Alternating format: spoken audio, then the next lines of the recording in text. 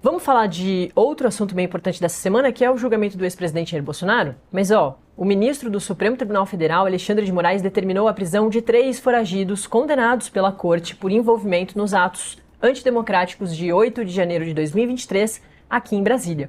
Nos despachos enviados à Polícia Federal, o magistrado ordenou a prisão imediata de Evandro Erickson Vieira de Medeiros, Márcio Castro Rodrigues e Jorceleia Schmoeller.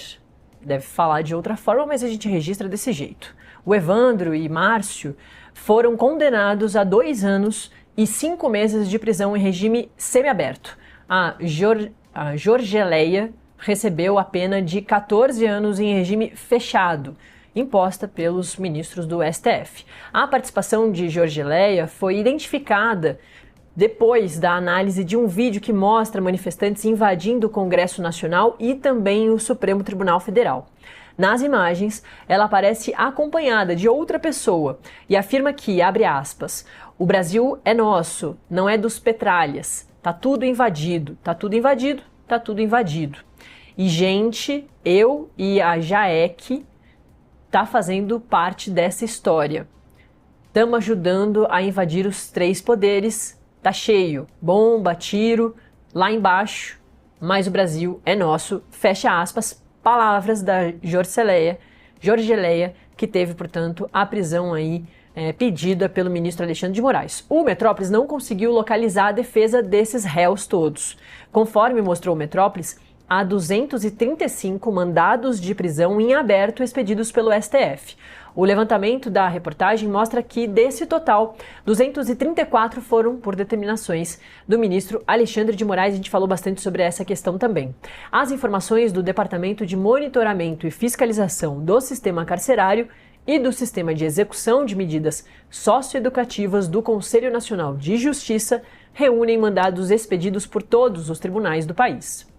Os nomes na lista são considerados foragidos e não incluem aqueles que tiveram a prisão cumprida. Então, portanto, mais 3 desses condenados no Supremo Tribunal Federal pela destruição, que a gente viu imagens agora, do 8 de janeiro de 2023, comecinho, uma semana de governo Lula, governo que ganhou lá em 2022, que também é investigado e faz parte da suposta trama golpista, como é entendido pela denunciante PGR, como o último ato desses vários atos previstos pela trama golpista e pelo núcleo 1, que é o núcleo das cabeças pensantes por trás da trama golpista, que volta a ser julgada amanhã em plenário de primeira turma do...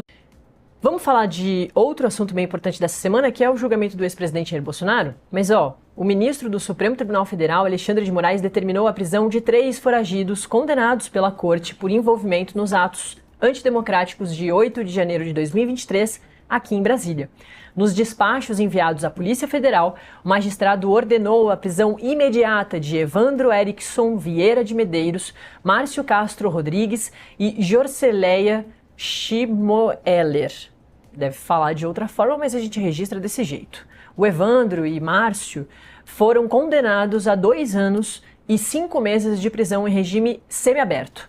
A Jorgeleia recebeu a pena de 14 anos em regime fechado, imposta pelos ministros do STF. A participação de Jorgeleia foi identificada depois da análise de um vídeo que mostra manifestantes invadindo o Congresso Nacional e também o Supremo Tribunal Federal.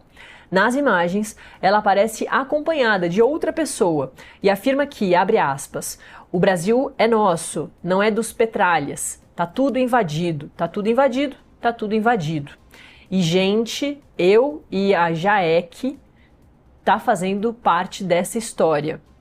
Estamos ajudando a invadir os 3 poderes. Tá cheio, bomba, tiro, lá embaixo, mas o Brasil é nosso", fecha aspas, palavras da Jorgeleia, que teve, portanto, a prisão aí pedida pelo ministro Alexandre de Moraes. O Metrópolis não conseguiu localizar a defesa desses réus todos. Conforme mostrou o Metrópolis, há 235 mandados de prisão em aberto expedidos pelo STF. O levantamento da reportagem mostra que, desse total, 234 foram por determinações do ministro Alexandre de Moraes. A gente falou bastante sobre essa questão também. As informações do Departamento de Monitoramento e Fiscalização do Sistema Carcerário e do Sistema de Execução de Medidas Socioeducativas do Conselho Nacional de Justiça reúnem mandados expedidos por todos os tribunais do país.